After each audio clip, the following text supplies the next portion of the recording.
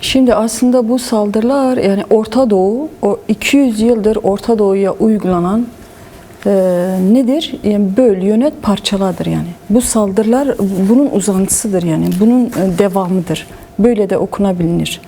Yani Orta Doğu toplumlarındaki o maddi manevi zenginlik her zaman bir çatışma zemini haline getirilmiş. Uluslararası hegemon güçler tarafından, yani hegemon akıl tarafından, erkek egemenlikli akıl tarafından böyledir yani.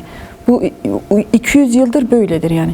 Mezhepleri birbirine çatıştır, cinsleri birbirine çatıştır, etnik yapıları, farklı etnik yapıları birbirine çatıştır.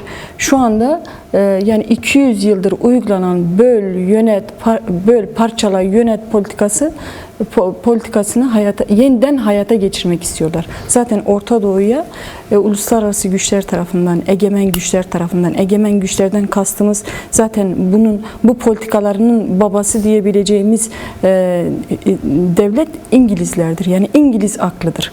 İngiliz aklı bugüne kadar her zaman Orta Doğu'ya bu şekilde yaklaşmış. Şimdi de şöyle böyle bir planla karşı karşıyadır Orta Doğu halkları. Kürtler de bunun içinde. Evet. Yani yeniden haritalar çiziliyor. Yeniden böyle o beyaz erkekler, beyaz erkek aklı masaların başında böyle dizilmişler. Öyle de hayal edebiliriz yani. Dizilmişler. Nasıl ki Sevr Antlaşması'nı böyle yapmışlarsa, Lozan'ı nasıl böyle yapmışlarsa, Sykes-Picot Antlaşması'nı nasıl böyle gerçekleştirilmişse mühendisvari bir şekilde şu anda da Orta Doğu halklarına, kültürlerine, yani bu çorap yeniden örülmeye başlanıyor. Yani yeniden İngiliz aklı devrededir, Batı aklı devrededir. Bu akıl erkek egemen akıldır. Bu akıl nedir? Nedir? Böyle masanın başına oturuyorlar, yeniden haritalar çiziyorlar. Bu çizilen haritaları gerçekleştirmek için de piyonlar kullanıyorlar. Evet. Piyonlar kullanıyor. Şu andaki kullanılan güç de HTŞ'dir yani. HTŞ'dir. Yani Suriye'de onu iktidara getirdi. Kravat taktırarak onu iktidara getirdiler. Bununla da amaç hem Suriye'yi tekleştirmek, merkezleştirmek, bir Arap Cumhuriyeti haline getirmek. Daha sonra bunu uzatıp yani sadece Suriye ile de yetinmek istemiyorlar. Gerçekten bir Sünnistan kurmak istiyorlar. Bir Daişistan kurmak istiyorlar. Buradaki amaç da yani tamamen halkların iradelerini yok etmek, kadınların iradelerini yok etmek, toplumları kırımdan geçirmek. Amaç budur. Şu anda gerçekleştirilen budur. Yani biz bu planı ve projeyi kadınlar olarak şöyle de okuyabiliriz. Bu kesinlikle egemen erkek aklıdır. Egemen erkek aklının kadınları, toplumları, halkları kırma politikasıdır, kırma projesidir. Bir kırım yani toplum kırım, kadın kırım, kültür kırımla karşı karşıyayız. Evet. Bu politikalara Rojava devrimi karşı çıktı. Yani Rojava sistemiyle gerçekten bu politikaların hepsini boşa çıkarttı. Yani böylesi bir cehennemin içerisinde bir vaha gibiydi. Bir cennet gibiydi. Hani bunu da şöyle tanımlayabiliriz. İlk defa Orta Doğu'da böyle bir sistem çıktı. Halkların birlikte yaşayacağı, kadınların özgürce kendisini ifade edeceği, eşit bir şekilde yaşayacağı, yani böyle bir sistem kadınların öncülüğünde inşa edildi, örüldü. Aslında şu anda saldırının esası bunadır. Yani Orta Doğu'ya Batı aklı, Trump'ın aklı, Macron'un aklı şunu demek istiyor. Yani siz birlikte yaşayamazsınız. Siz birlikte Araplarla Kürtler birlikte yaşayamazlar. Kadınlarla erkekler ortak bir yaşam birlikte kuramazlar. Alevilerle Sünniler birlikte, Dürziler birlikte yaşayamazlar. Şu anda dayattıkları budur yani. Saldırı buna yapılıyor.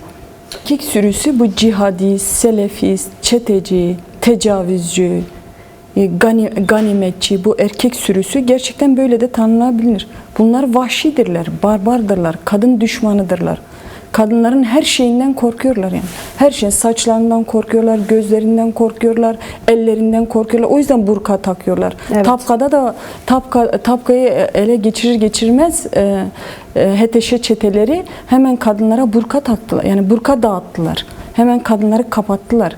Yani kadınların saç teli, Yani bir saç teli bile onları o kadar korkutuyor ki, yani kadınlardan o kadar aslında bu onların korkularını gösteriyor. Yani kadınların iradesinden, kadınların bilincinden, kadınların iradi gücünden ne kadar korktuklarının işaretidir. Sen de belirttiğin gibi Rojava devriminde DAEŞ'e karşı kadınlar muazzam bir direniş sergilediler ve bu direniş dalga dalga dünyaya yayıldı.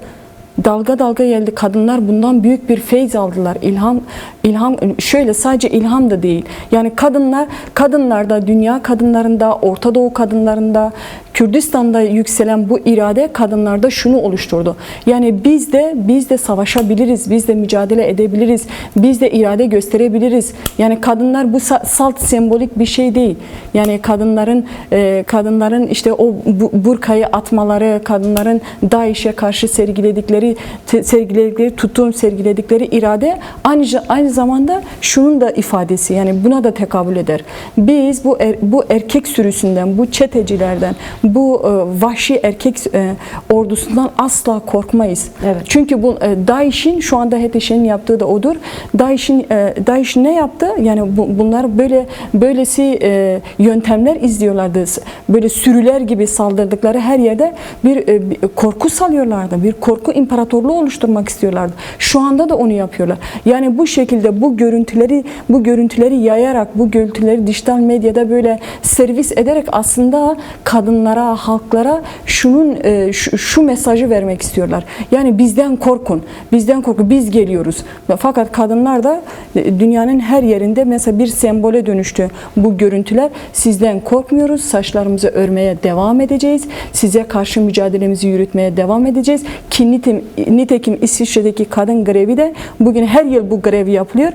Bu yıl görevlerini bu içerikte yapacaklar. Yani Orta Doğu'da geliştirilen bu Sünnistan'a karşı, DAEŞistan'a karşı ki bu aynı zamanda Talibanistan'ın da bir versiyonudur. Evet. Buna karşı kadınlar her yerde mücadelelerini geliştireceklerdir. Yani buna cevap budur yani. Evet, aslında kadınlar şu anda da seferberlik ilanlarında en önde yer alanlar kadınlar. En çok kadınlar bu seferberliğe katılıyor. Buna öncülük ediyorlar. Direnişin de öncülüğünü kadınlar üstlenmiş durumda. Avrupa'da da kadınlar en önde. Hı hı. Bakur'da da, Başur'da kadınlar muhteşem bir direniş halindeler. Evet. Ve çünkü herkes bu DAEŞ zihniyetini çok iyi tanıyor. Aslında bu DAEŞ zihniyetini biz belki evimizin içindeki erkek egemen zihniyetinden tutalım. Hı hı. Devletlerin erkek egemen zihniyetine kadar her yerde tanıyoruz. Ancak DAEŞ şahsında bu daha büyük bir sorun olarak, daha büyük bir vahşet olarak tüm kadınların karşısına çıktı. Ve bugün o yüzden aslında Orta Doğu'da bu zihniyet sadece Rojava'da değil, Orta Doğu'da, dünyada bir tehlike arz ediyor. Ve bu tehlikeye kadında karşıda bir sessizlik de hakim aslında, yani uluslararası alanda bir sessizlik de hakim. Kesinlikle böyledir. Mesela demin de belirttim. Yani bu Batı aklı, kendini modernist diye tanımlayan akıl, bu Batı aklı, Orta Doğu'yu parçalayan, bölen, birbirine kırdırtan bu akıl güya, yani bu böyle madalyonun iki yüzü gibi de düşünebiliriz. Bir yana modernizm. Yani bu modernist sistemde kadın metalaştırılıyor. Bu şekilde evet, metalaştırılmayla kadın düşürülüyor, toplum düşürülüyor. Bu madalyonun diğer yüzü Orta Doğu'da da şunu yapıyorlar. Yani muhafazakarlıkla, evet, sünnilikle, özellikle sınır boyunda aşırı bir askeri sevkiyat evet, var. Şu anda o sınır boylarında bir şey var, yani askeri bir tahkimat var, o sürüyor. Zaten yani SİHA'lar, keşif uçakları, bunlar da sürekli Türk Devleti'nin yani savaş uçakları, Türk Devleti'nin SİHA'ları, yani çetelere alan açmak için, çetelerin operasyonlarının önünü açmak için zaten Türk Devleti hem bu savaşı koordine ediyor, hem tekniğini kullanıyor bu savaşta, hem de yani teknik üstünlüğünü çetelerin daha fazla alan ele geçirmeleri için, daha fazla ilerlemeleri için elinden gelen her şeyi yapıyor. Zaten bu savaşı, yani Kobani'deki savaşı da Haseki'deki, yani Rojava'nın tüm bölgelerinde gerçekleştiren saldırıların komutasını, koordinesini Türk Devleti yapıyor. Yani bu Türk Devleti'nin aklıdır. Günlerdir bu ekranlarda anlatmaya çalışıyoruz. Bu saldırının neyi amaçladığını. Gerçekten hepimiz elimizden geldiğince bunu yapıyoruz. Hem sahadaki arkadaşlarımız hem buradaki arkadaşlar. Gerçekten yani Kürtlere karşı Önder Apo'nun da belirttiği gibi bir ikinci 15 Şubat saldırısı var. Ki Önder Apo da son İmralı heyetiyle yaptığı görüşmede bunu ifade ediyor. Kürtlere karşı bir soykırım planı var. Biz zaten günlerdir Türk medyasında, ırkçı Türk medyasında bunu yani zaten böyle tanımlıyorlar. Etnik temizlik olarak da tanımlıyorlar. Süpüreceğiz diye belirtiliyor. Yani bu planın içeriği ne anlama geldiği zaten bu şekilde de ifşa edilmiş oluyor. Dolayısıyla yani bizim hem kadınlar olarak hem Kürt halkı açısından şunu bir kez daha görmemiz ve ifade etmemiz gerekir. Plan büyüktür. Orta Doğu yeniden şekillendirilmek isteniyor. Yeniden dizayn edilmek isteniyor. Bu dizaynın içeriği de, planı da, projesi de kesinlikle erkek egemen akıldır. Erkek egemen akıl yeniden Orta Doğu'yu tekçileştirmek, merkezileştirmek, sünnileştirmek istiyor. Yani tekçi bir sistemi yeniden HTŞ'nin eliyle yeniden dizayn etmek istiyorlar, inşa etmek istiyorlar. Zaten Trump da her gün bunu ifade ediyor. Diyor çeviktir, güçlüdür. Diyor ama biz bu projemizi diyor herhalde yani saf birisiyle yapamayız diyor, temiz birisiyle yapamayız. Bize böylesi bir iblis gerekiyor. Her gün bunu utanmadan, yüzleri kızarmadan zaten ifade ediyorlar. Evet. Yani Trump, Tom Barak her gün metiyeler diziyorlar. Yani biz böylesi bir dünyada yaşıyoruz. Böylesi bir sistemin içerisinde yaşıyoruz. Ki bu Şara'ya, Jolani'ye metiyeler dizen erkekler işte Tom Barak, işte Trump, işte Macron bunlar aynı zamanda kadın düşmanıdır. Aynı zamanda halklar düşmanıdır. Gerçekten bu plan aynı zamanda bu sünnileştirme merkezi, bu plan aynı zamanda yani kadın düşmanlığına tekabül eder. Evet. Halkların düşmanlığına tekabül eder. Anti-Kürtlüğe tekabül eder. Anti-demokratikliğe tekabül eder. Yani dolayısıyla kadınların da, halkların da, Kürtlerin de bunu böyle okuması gerekir ve buna göre direniş hattını örmesi gerekir. Senin de belirttiğin gibi yani son bir haftadır Avrupa'da, Türkiye'de, Kuzey Kürdistan'da yani Türkiye'de eylemler fazla yükselmedi. Fakat Kuzey Kürdistan'da, Nusaybin hattında, Pirsus'ta, Ahmet'te, Van'da büyük eylemler gerçekleştirildi. Özellikle Güney Kürdistan'da hepimizi şaşırtırcasına, gerçekten sosyolojik analizlerimizi ters yüz tepe taklak edercesine kadınlar öncülüğünde, gençler öncülüğünde gerçekten yaşlılar yani toplum topyekün katıldı. Bence Güney Kürdistan halkı da, kadınları da bugünkü o saçlarını örme eylemine de güçlü bir katılım oldu. Güney Kürdistan'daki kadınlar, Kürtler şunun farkına vardı. Yani sorun sadece Rojava değil. Sorun sadece bir toprak parçası değil. Gerçekten yani buradaki saldırı, buradaki plan bütün Kürtlerin hepsini kapsıyor. Evet. Kürtleri gerçekten Orta Doğu'da yani ya tamamen köleleri haline getirmek istiyorlar ya tamamen askerleri haline getirmek istiyorlar. Şiilere karşı savaştırma, İran'a karşı savaştırma, yani ya bunu dayatıyorlar ya